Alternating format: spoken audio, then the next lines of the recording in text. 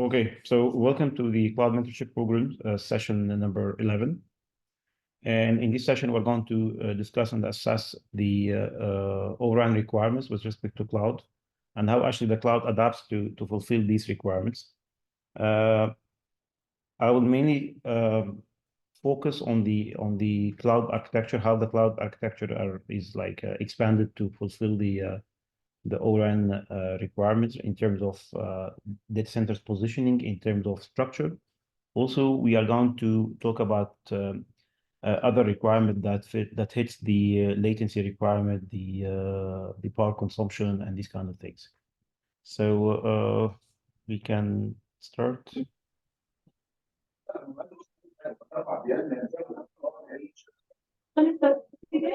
I'll just ask you, thankfully, to mute yourselves. Yes, thank you. So the first aspect and the very, I would say the most important aspect is actually the cloud positioning and architecture. And why is that important? Because ORAN is like a new technology, relatively. So the way cloud was structured was very similar to the same like the telco sites was structured. So they were structured to serve the core functions and the telco function that were ideally placed and deployed in the core sites and national sites and regional sites. So to have this kind of cloud computing capabilities or this kind of cloud footprint, there must be some change and some predictability that need to be shown by the cloud.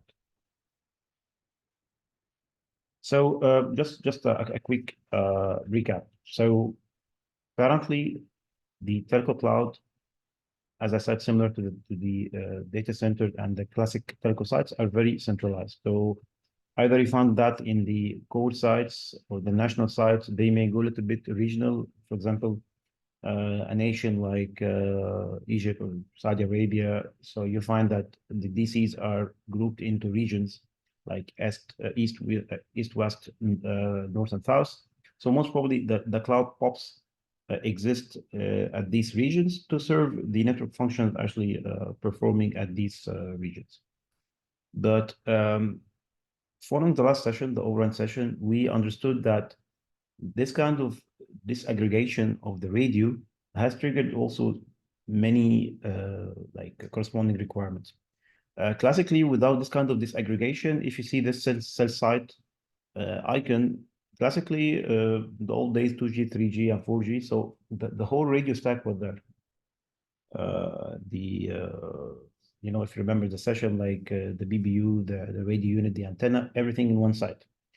But now with the disaggregation, like having the RU, the DU, and the CU,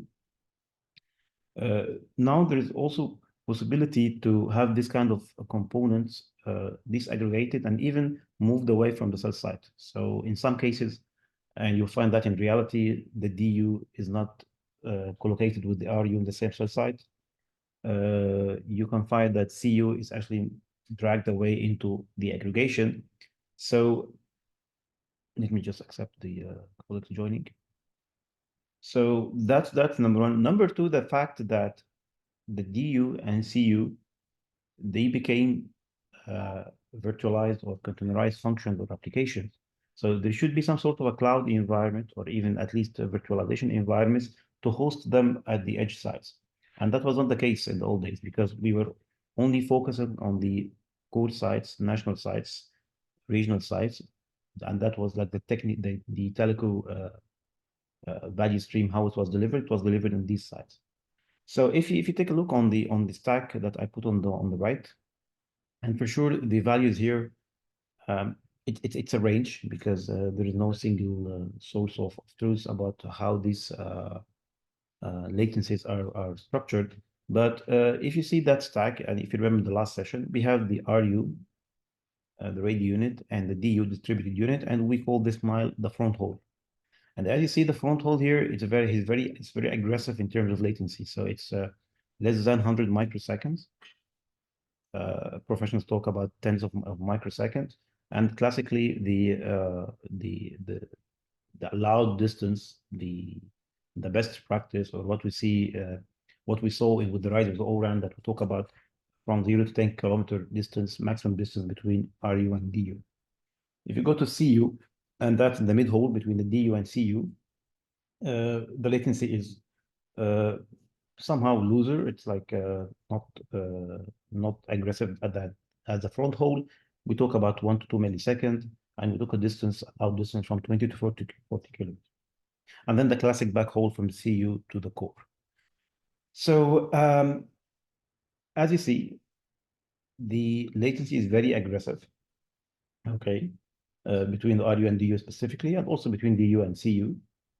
The DU by nature, it is distributed. So most probably whenever you see a cell site on RU, there's a corresponding DU. But the CU, it can be centralized. So one CU can manage a group of DUs. And also in some architecture, it is also distributed. So in order to cover these requirements, in order to provide the cloud footprint to host these new network functions, the DU and CU, we had to adapt from cloud perspective.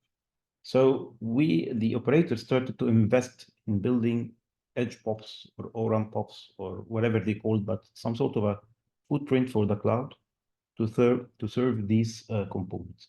And by the way, from cloud perspective, when we talk about ORAN, we cloud professionals, we always think of three things. We think of a cluster that would host, or a solution, cloud solution that would host the DU, and it will be very aggressive distributed. And we think about other cluster that will host the CU. It might be distributed, it might be centralized to an extent. And we think of a third cloud solution or a cluster to host the management nodes or the management solution of the ORAN. If you remember the ORAN, there are the SMO, the RIC, non-real-time and real-time. So we also think about the management aspect of the ORAN. So from architectural perspective, from adaptability, cloud now is shifting toward the edge to cater the requirements for the ORAN. As we agreed before, the business case of the ORAN, actually, the main value, the main attraction is lowering the TCO, total cost of ownership. So the intention is to lower the CAPEX and the OPEX compared to traditional RAN.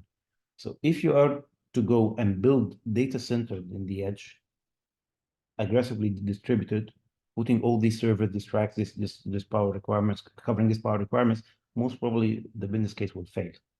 So that's the other aspect of adaptability that I'm going to bring in the next slide on how the cloud solutions try to minimize the footprint, try to minimize the power consumption, try to minimize overall TCO to serve the ORAN. So I'm going just to talk about the next two slides, and then I'm going to stop for questions. So before we go on how the cloud adapts, let's check what is the current state in terms of cloud platform. So I'm bringing an example from OpenShift, Red Hat OpenShift Container Platform. And Red Hat OpenShift Container Platform, similar to other platforms, are based on Kubernetes, the open source software for container orchestration. So what you see on the left, and that's extracted from Red Hat documentation, it's some sort of a logical representation on the structure of the cluster, of OpenShift cluster. So if you could interpret what is there in the diagram, let me just use the leader pointer. So OpenShift container platform, from the diagram, it looks like it consists of two planes or two categories of nodes. You have the control plane nodes and the compute nodes. So the control plane nodes, and this is what we call them the master nodes, are the ones who host the control components that actually interact with external world, like APIs. It has some internal control plane capabilities like scheduler, like how you are going to schedule the containers into the compute nodes. It has the etcd, which is actually the database for the cluster that saves or stores the state of the cluster. So whenever the cluster crash, we use etcd to restore the cluster. So these are the classic control plane nodes, or what we call the master nodes. and they have always existed in OpenStack and VMware. So you always have dedicated nodes for the control plane. And on the right, you have the compute nodes, and those are the nodes that are going eventually to carry the workloads in the applications. And in addition to the application or the network function, there are other arbitrary functions these nodes carry. And as you see, that they have them capabilities in terms of observability, logging, Kibana, Elasticsearch. These are like the monitoring capabilities, the Prometheus, and the alert manager. And also they include some capabilities in terms of networking. So they provide networking as a service to the application. They provide SDN, DNS routing capability. And also they have other stuff like the image registry and the kubelet. Kubelet is the runtime container. That's actually what runs and builds and instantiate the containers. So in a nutshell, I don't want to go into details, but we have a group of nodes. And when I say nodes here, nodes are either servers. So you can build this cluster on bare metal servers. So nodes here mean servers, or virtual machines. So you can build the cluster into virtual machine. And virtual machine is a server, right? It behaves pretty much like a server, but in a virtualized domain. So that's the first information, that any cluster, Kubernetes cluster, and OpenShift is an example here. You have the control plane nodes and you have the compute nodes. And what is on the left, that's, I call it myself, the design time environment. For example, you have some tools for developers to do developing the application, and then using the CI/CD that turns into containers eventually. And we talked about that in one of the sessions. And you have the source code management and the Git. So you have some sort of a single source of truth. And here you can put the automation tools also like Ansible, and you can use techniques like GitOps, which our colleague Majd is going to explain next session. So this is in a nutshell, it's a logical representation of a cloud platform, okay? And usually the control nodes are like 3 control nodes, and then you scale on the worker nodes or the compute nodes. You can have like 10, 20, 30, 40, 50 compute nodes to carry your application. And the number of worker nodes or compute nodes vary according to the scalability of the cloud platform solution. So when you talk with Red Hat, when you talk with Mirantis, when you talk with Robin.io, when you talk with VMware, you give their inputs and then they give you some scalability figure, like telling you, you know what, with your requirements, your cluster can only support 200 compute nodes, but maybe the other vendor can support 250. So these are the scalability figures. On the right-hand side, that's actually the cluster physical structure. So if you imagine a rack, a Telco rack or a rack in general, and you have servers on that. So I'm talking about bare metal servers, like Dell servers, HP. Usually 3 nodes will be allocated for master nodes. So classically, this is only for control plane. No workloads will be running on these first 3. And then you may have another 3 nodes dedicated for the arbitrary functions, like for DNS, for router, for this kind of supplementary function. And you may use these nodes also for storage, to build an internal storage cluster top of these 3 nodes. So you will dedicate now nodes for storage. We call it infra nodes. So infra nodes are still compute nodes or worker nodes, but they are only dedicated for that subject, which is the storage in some cases, and some cases they can only carry the arbitrary stuff like the DNS and the router and these kind of things.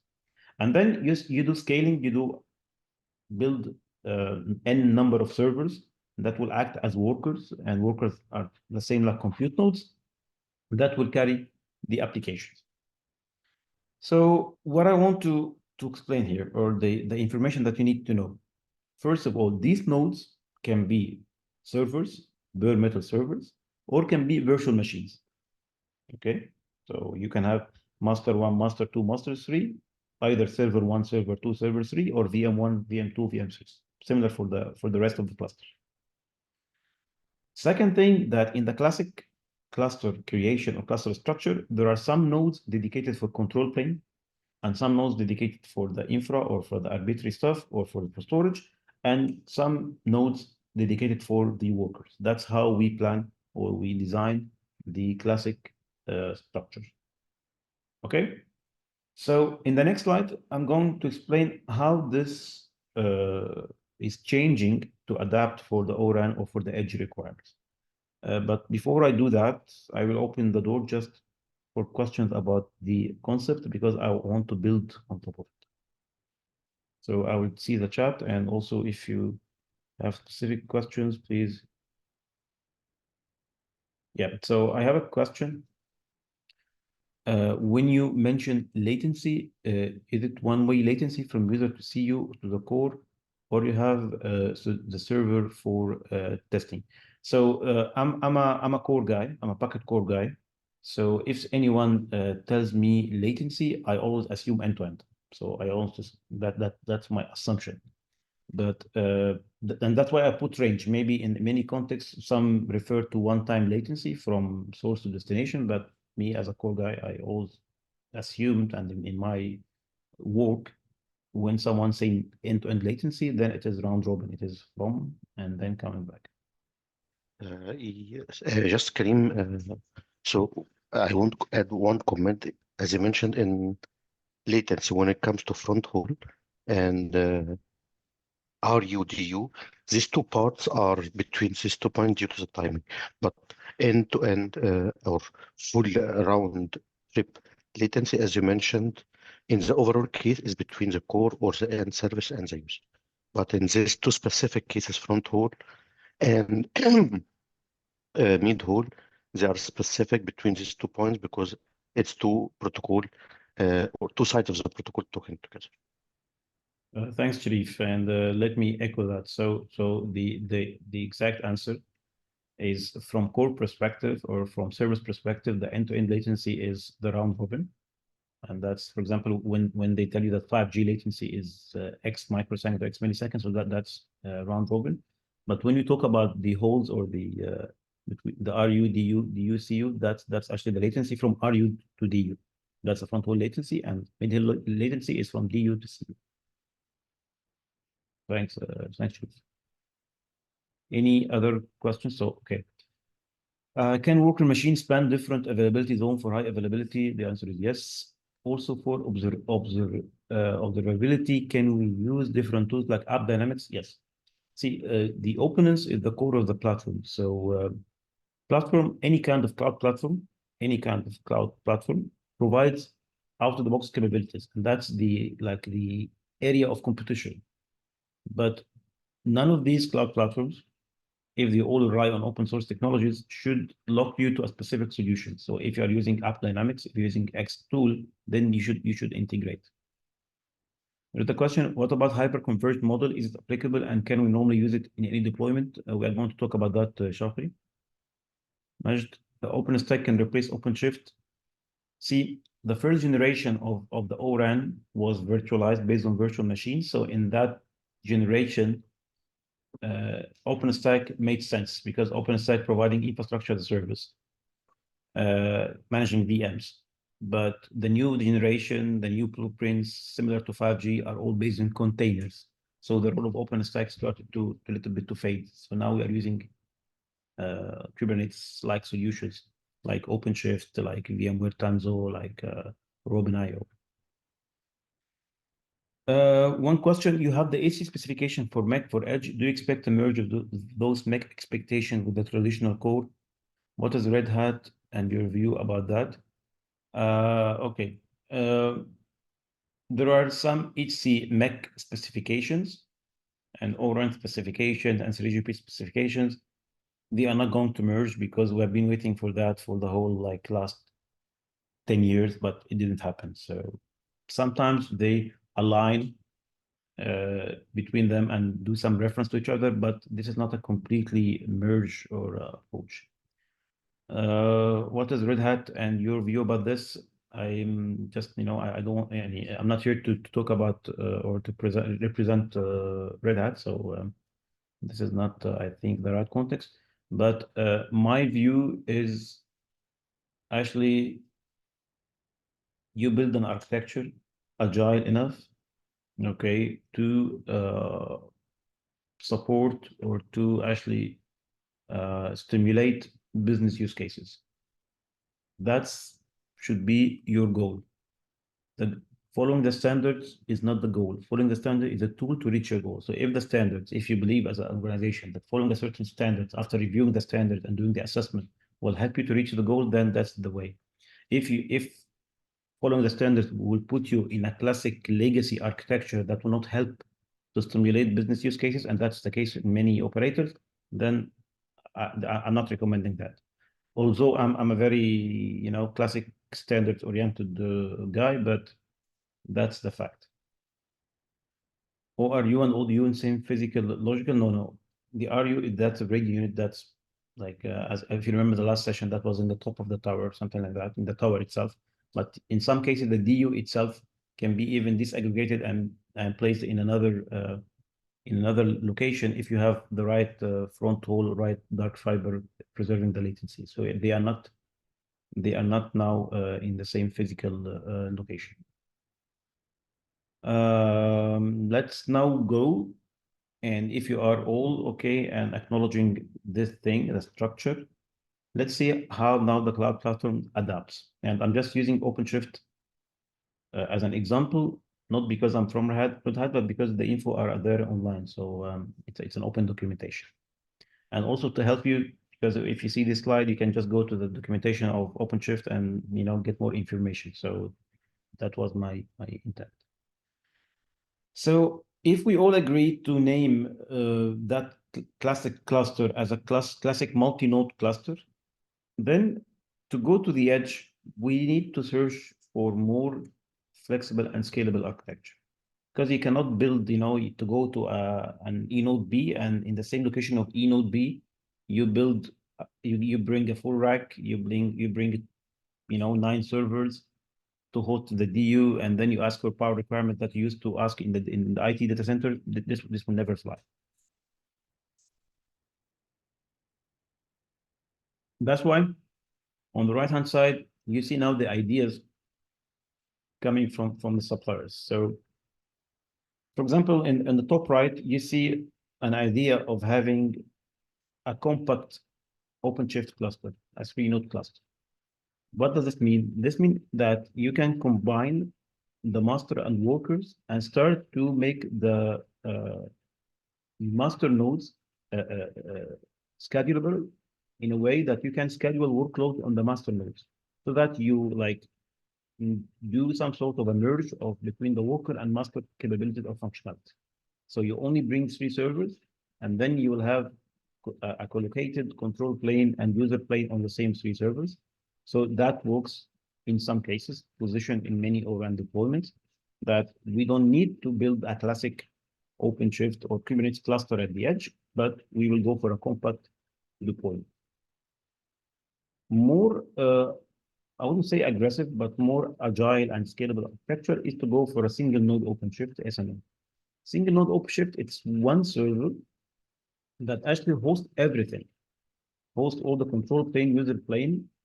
There is no HA, because now we're serving one edge pop with one server. That's the lowest footprint, okay? And you can use it to host the DU. We have also the idea that we see in the market to have remote workers. Like you have the control plane centralized somewhere, okay, for example, in the aggregation layer in one of the core sites, and then you have remote workers only serving the edge pops or only serving the node Bs or the eNode Bs or the vNode Bs to host the DU. So usually as a cloud supplier, you work on this solution, and when you are engaged in an ORAN project, when you sit with the radio team, with the cloud team, with the vendor, and based on the latency assessment, you together agree on the best position for the cloud POPs to serve the ORAN, and what's the solution that will fit to the requirements of the project. Shall we go for SNO? Shall we put, for example, the DU on SNO, but CU, because the latency is a little bit easier to achieve, we can have the CU centralized in the aggregation and using the 3 nodes cluster. So that's the architect, what the architect does, positioning the right solution.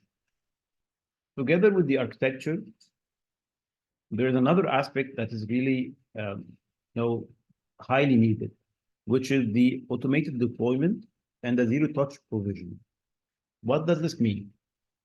Since we went into a software-defined solution, the whole stack, the ORAN thing, then this is not a classic radio site deployment, right? You're not going to send, several people and someone to go to deploy the BBU, connect the wire, these kind of things.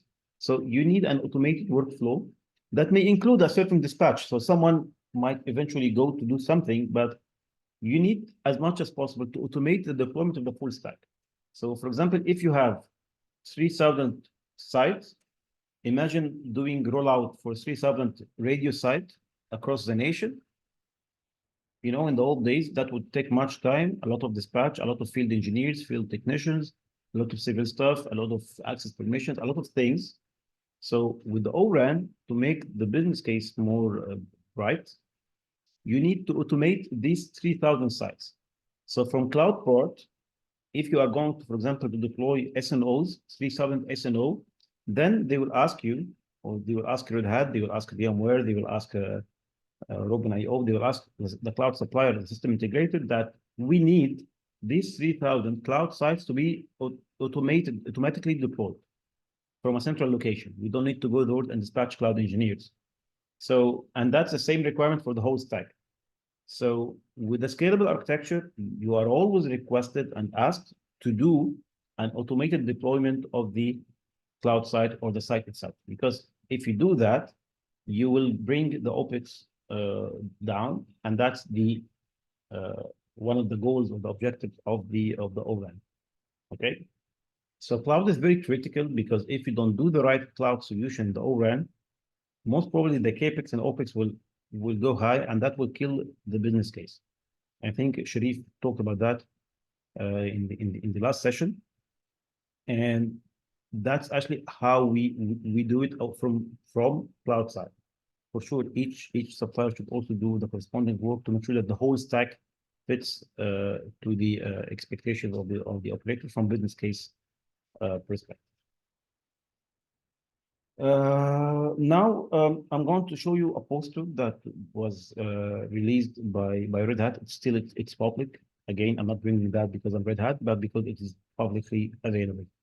It's a poster that shows the available flavors or the options that can be proposed to cater for the ORAN. So as you see, we have the cell site, which is actually the let's say that's where the tower is located, and you have the far edge, and you have the region data center, and you have central data centers. So these are the four classifications in the poster. Maybe other operators may have other classification, but these are the classification in the poster. So at the cell site, and that's where you don't have any classic data center capabilities, you need to have the lowest footprint and the lowest power consumption and the lowest heat dissipation and the lowest everything. Okay, so that's why you see that there is always a positioning of SNO, single node OpenShift, control plane and user plane, or you can position a remote worker node. So that's the lowest thing. And that's classically what would host the DU, okay, the distributed unit of the radio.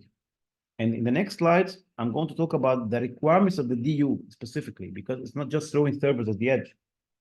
Because of the latency, they need really very aggressive stuff in the operating system, in the BIOS of the servers, but that will come later. So you have the smallest footprint in the cell site, and then in the far edge, you may have some flavors. For example, you can have the compact, the 3-node cluster. And if that edge DC, for example, in the aggregation layer, and there is a good space and footprint for cloud and data center requirement, maybe you can put a classic multi-node OCP cluster. It's up to you. But classically, we put the compact node, and that's where we classically, and I say classically because that's the best practice, but sorry, not the best practice. This is what I see, about what I saw. But maybe in other projects, in other deployments, maybe, for example, Sharif, VMware, and Evram from the RAN side, from other operator, maybe you have different experience, but this is from my experience, we usually position the compact node in the edge side to position the CU. And if you have a good mid-hole and latency is preserved, for example, in the Gulf, we see that, you may put that cluster in the aggregation layer where the OLTs are being there. So you see, there are variety of options, and again, that's the role of the solution architect to work with the different teams and then agree on the architecture and agree on the product positioning. But when you start to scatter clusters across the nation, in the edge, in the region, in the aggregation, in the national, you need to have some sort of a centralized management for these clusters. You will not go to each cluster and do, lifecycle management, upgrade, deployment, expansion, whatever. You need something like an umbrella, like an orchestration for this cluster, and that would be the next slide. But I will also stop here to get questions, insights, feedback.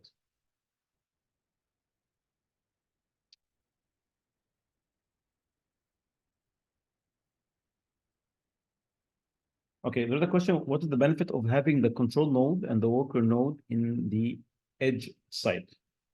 Are there service requirements that drive that? Okay, one of the drawbacks of remote worker nodes is that there should be some also latency preserved between the remote worker nodes and the control plane. And if there is an interruption for this channel, maybe you may lose the remote worker. That's why some supplier classifiers believe that if you are going to put a remote worker node, then why don't you put a single node OpenShift? Like, why don't also you put a control plane? So you will have like the control plane there. If you lose the connectivity with the central site, still the remote site is doing whatever it needs to do. So SNO and remote worker nodes, they are the same. We used to prefer the control plane on the edge. We used not to prefer the remote worker node in like a few years back because we were not sure about the latency and the networking, and we had some fear and concern about losing the connectivity with the remote worker nodes. I know flapping links, these kind of things. So that's why there was some preference to go for the SNO. But now, if we are sure that we will have a steady connection with the remote worker nodes, there will not be the disturbance, then remote worker node is still a good option. Is there a drawing like we can see where the CU and DU are? Actually, no, but very simple.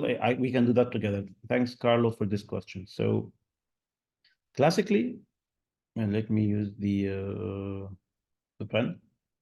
So usually DU is here in the cell site. Okay. Why DU is here cell site? Because it's should be very close to the RU to preserve the latency, the front haul latency. So DU is here. And DU, the other option that you can have DU on the edge, but this is only happening if there is a very good infrastructure like dark fiber between the cell site and the edge, DC, that preserve the latency. But classically, it is, let's say, DU in the cell site, and optionally, it can be on the edge DC. The CU, classically, it is here.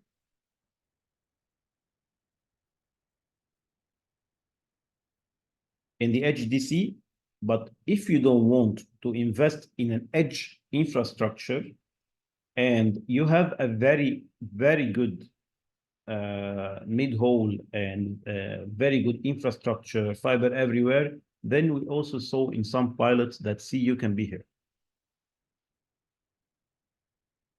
In a region data center. So this is the classic positioning, but there are some variants according to the project. And if you remember, I said that before doing anything, the operator must have visibility about the end-to-end latency everywhere. And based on that latency assessment, we start to position the data centers. He starts to get approval on the budget on where to invest. But classically, the DU on the cell side, CU in the edge DC, and some cases they are actually dragged into the regional data center.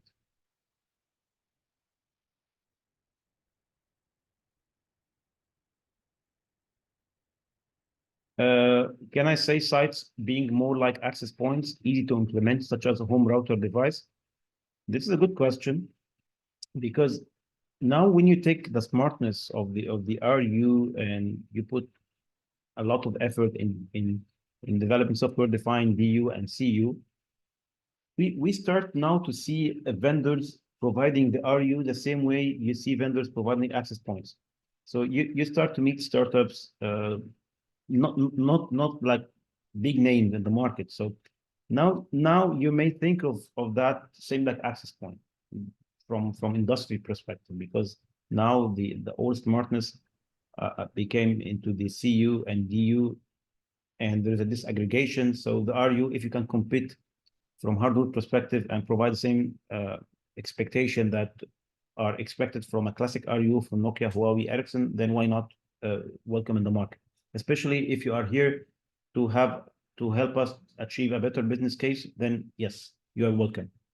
Most probably the operators and system integrators will work with you. So it's a nice analogy between what we are seeing now and the access points. Let's proceed.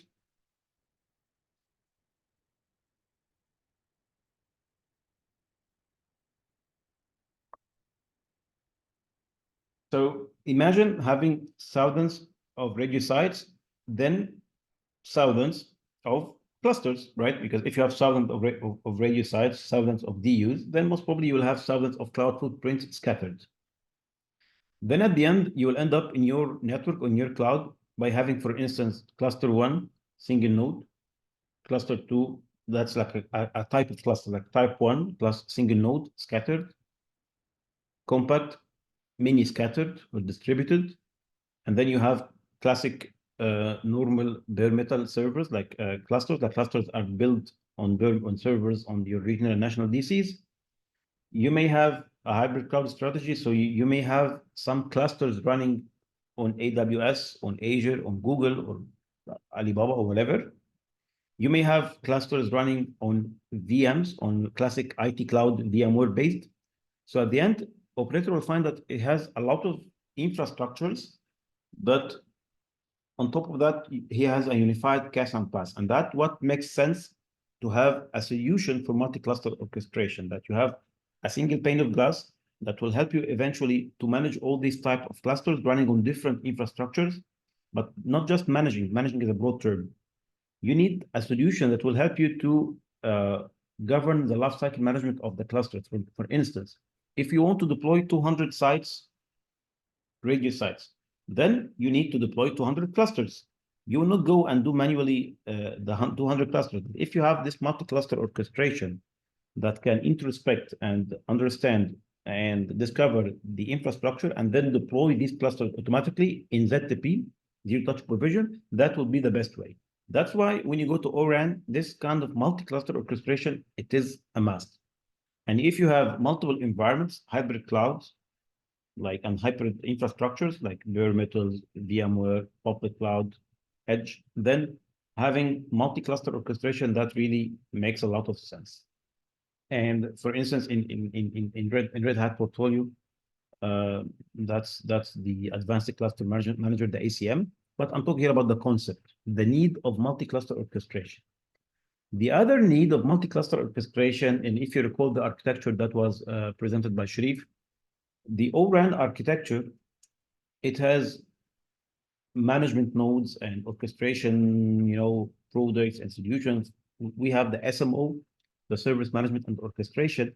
And if you remember, that SMO has an integration point with what is called the O cloud or the cloud by an interface called the O2. Regardless of the name, don't focus about the name, but there is a need for the ORAN service management orchestration or the orchestration to integrate with the infrastructure to govern the orchestration of the cloud. Imagine if you don't have this multi-cluster orchestration, then the SMO will need to integrate with hundreds and thousands of clusters and hundreds and thousands of infrastructures to deploy the cloud, to upgrade the cloud, to expand the cloud. That's why an abstraction layer like multi-cluster orchestration, it is mandatory and it makes a lot of sense.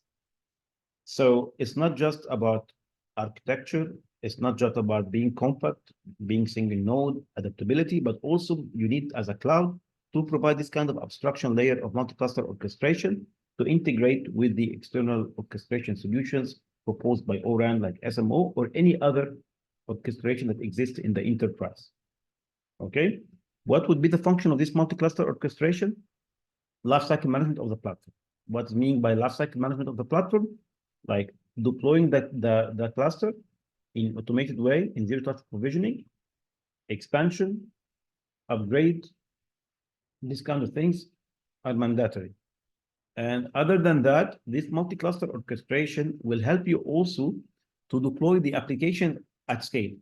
For example, if you want to deploy DU application or DU container or microservice into 150 sites in the West region, from multi-cluster orchestration, you can do this kind of application onboarding or application deployment from one centralized place and then go deploy these DUs on the 150 sites. So it helps in the platform side, I mean, on the platform lifecycle management and the application lifecycle management. So that's the idea. That's the idea of the having or the why it is important to have a multi-cluster orchestration in your network, managing the different clusters in different environments. Let me wait here and then have maybe some questions, and then we go to a summary and also a new list of requirements from ORAN.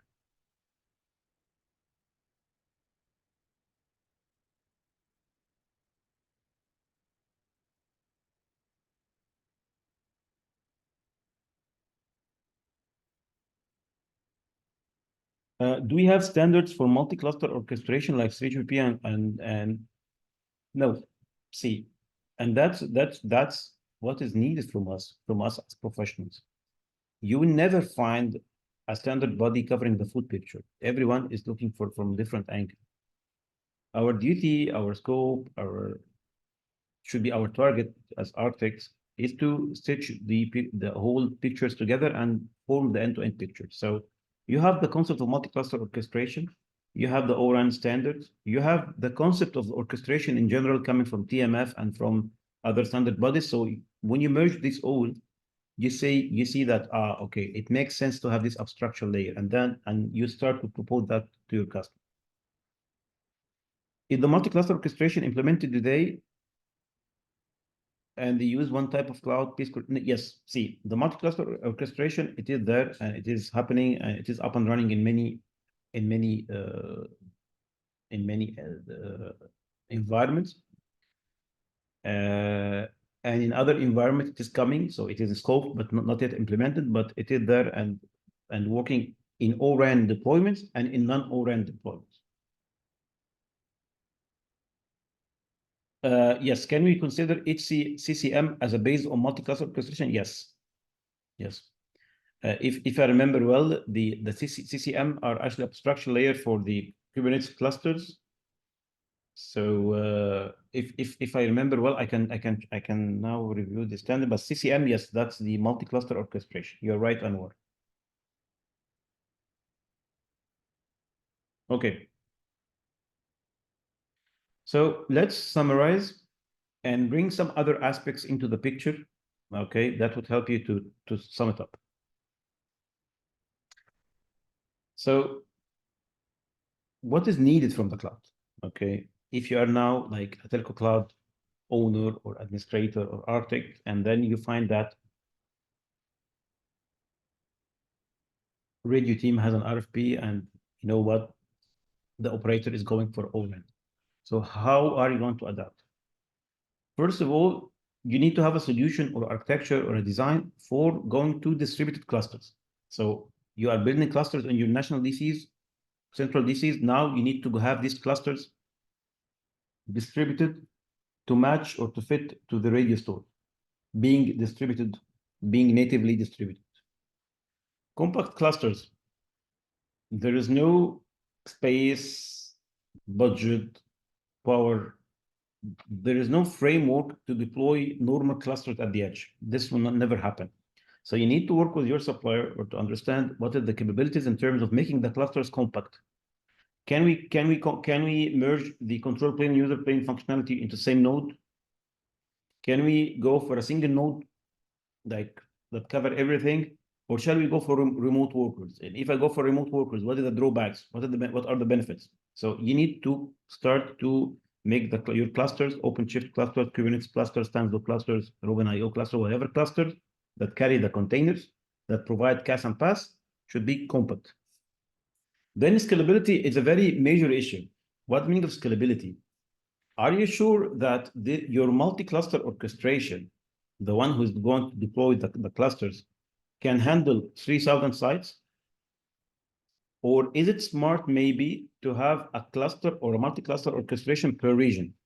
And then you have, on top of these multi-cluster orchestration, a multi-cluster orchestration. So it will be like orchestrator of the orchestrators. You may have an orchestrator for each region, and these 4 orchestrators can be managed by one unified orchestrator. So think about scalability, because you will never find a multi-cluster orchestration that can support thousands of clusters, like thousands of radio sites. So think of that from scalability perspective.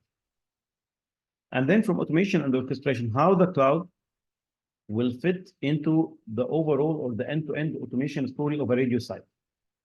Yani if you go to talk with the radio people, they have workflows in their heads. They know that NCX does some sort of a radio survey, and then someone go and deploy X, and then we dispatch technician with something like that, and then we do the installation, and then we do the acceptance. So there is usually a classic workflow on how to deploy a radio site. When you go to Open RAN and software-defined components, there should be another workflow that describes this process. But guess what? This should be whole automated. Even if you're going to dispatch anyone, that should be also automated. Okay. So that automation from cloud perspective will come from the multi-cluster orchestration, will come from any supplementary automation tool that will bring value. I mean, if you manage to automate a specific workflow using, for example, Ansible, using any kind of automation tool, then yes, why not? ZTP is a keyword. If you talk about buzzwords, then ZTP is the most trending term. Zero-touch provision. Whatever you are doing must be done in a zero-touch provision things. Then you get also the term GitOps, or infrastructure as a code, as a mechanism or a technique to deploy the cluster in an automated way. Think of the infrastructure as code, as if you are writing code. So you write a code, and then voila, the stack is built. And that's, for example, the lab that we had from LabLabby about the GitOps. Hopefully we see that next session. And then from latency requirements, okay, so Sharif was saying that, you know what, the front haul, let's say it's tens of microseconds. That's from the RU to DU.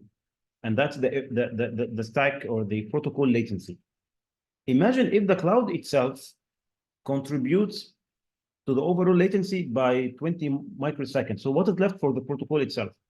And for example, if you are going to spend milliseconds or microseconds doing this Linux interrupting things, getting the CPU to go from idle to operational stuff, because there are some latencies incurred by the operating system, by the kernel, by the CPU itself. So there are some features that needs to be enabled on the BIOS of the server, on the operating system, the kernel operating system, to accelerate the transaction. So you always hear that feature when you talk about ORAN, or when you talk about any service that requires real-time, which is the real-time Linux kernel. So without going into much details, the real-time Linux kernel actually gives you a real-time way of handling for the interrupts. You know how the CPU are executing the orders are by doing something called interrupts. So if you mark these processes by being real-time, they will always get a higher priority in scheduling, and also they will get a very low latency mechanism of interrupt handling for this kind of application. So we enable the real-time Linux kernel, okay, as part of the BIOS settings, and make that exposed to the operating system, So these are like some tunings we do on the operating system level on the Linux server, on the Linux layer, okay, an operating system layer, to accelerate the latency, because we cannot tolerate extra latency. We are talking about tens of microseconds. So I have to give the best performance from the server perspective to the application, and leave the rest latency for the protocol, for the radio guys to work on. Okay. The real-time process priority. This is actually very similar to the real-time Linux kernel. So it's about like giving some sort of a priority to the processes that actually are flagged by real-time. And if you remember, containers encapsulate processes. So if your containers are including the DU functionality, then the DU will see what is the DU is doing, or the DU logic itself is seen by the Linux as a process. So giving a priority to that process makes a lot of sense for the DU.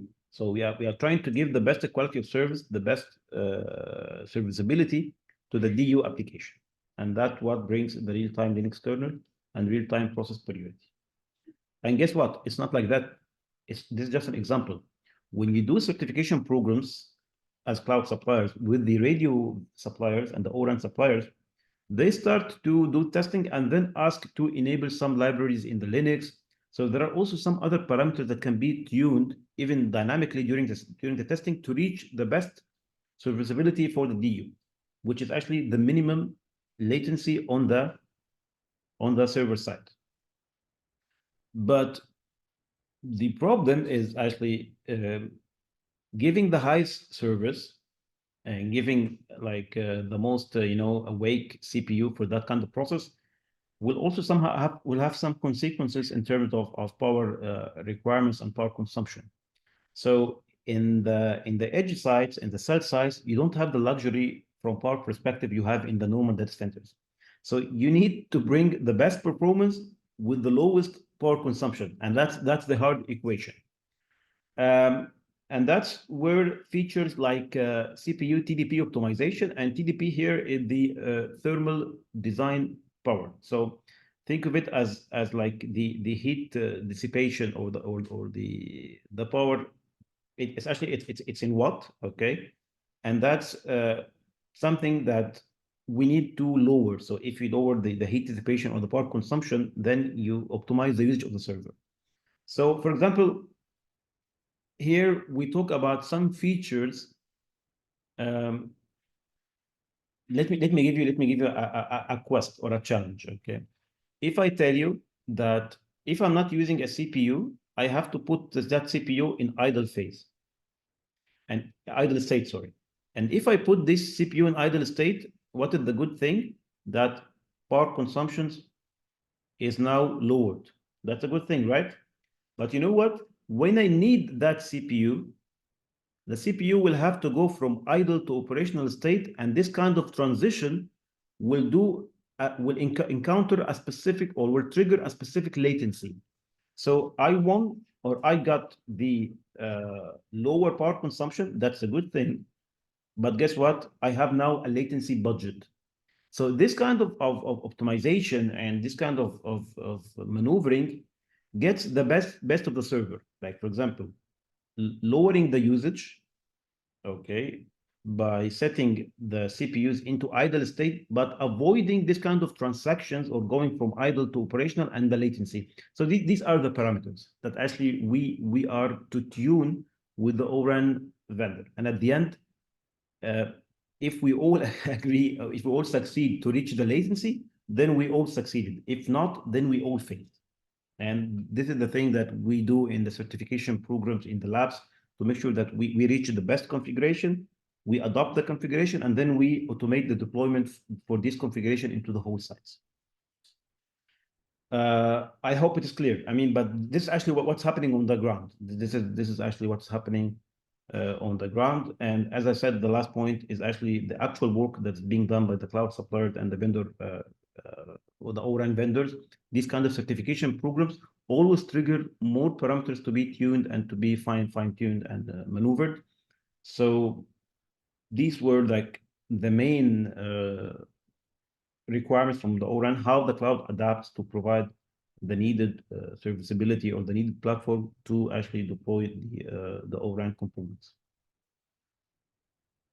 Let me see the question, and that was the last slide, but let me see the questions first.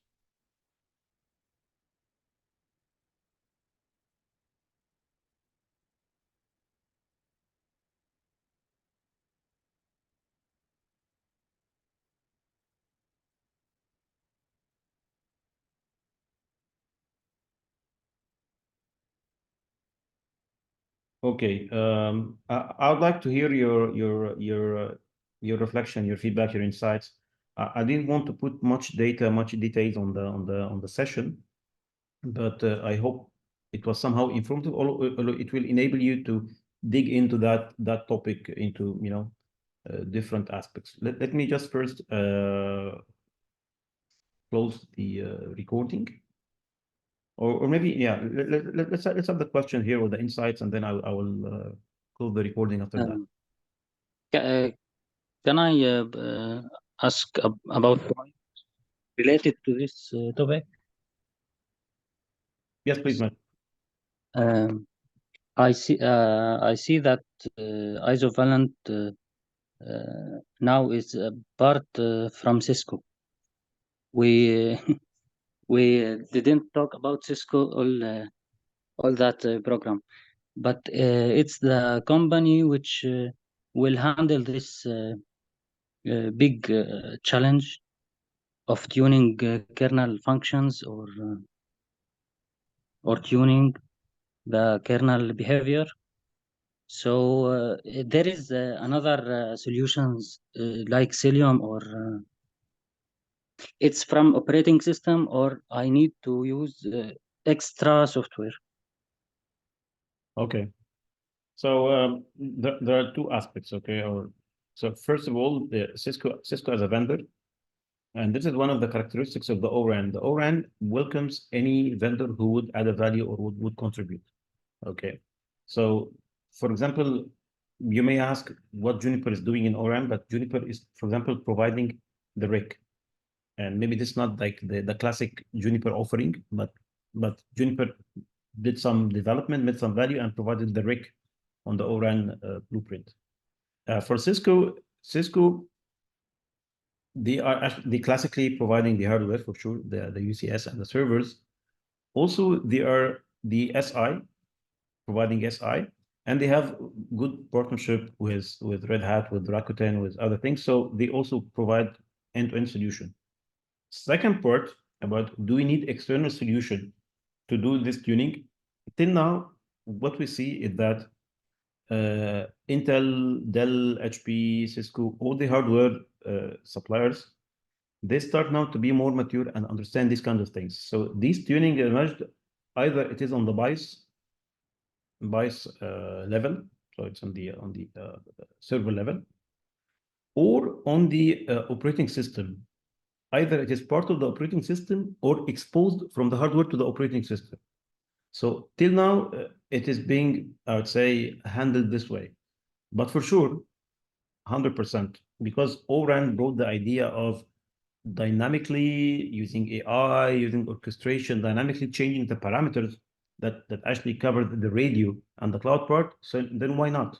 Why not, for instance, if you require a specific service or as a reaction to a specific event, you can just go to a group of cluster of servers and change some parameters to bring the value or the required performance or required service.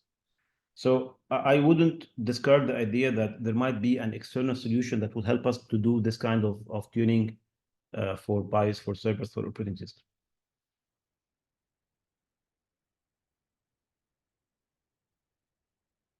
I hope that answered the question. Yes, thank you. And can we mention Nifio project, if that related to the program? It's I was practicing in open source Mono in my previous company, and you talked about other project also. So what's new in Nifio, and it's the single solution that we can use with the 5G, or there is another one? Thank you. Okay, we can tackle that in the. I mean, we will agree together on the agenda for the next session right after we close the recording. Okay, thank you. Any other comments, questions, insights, feedback?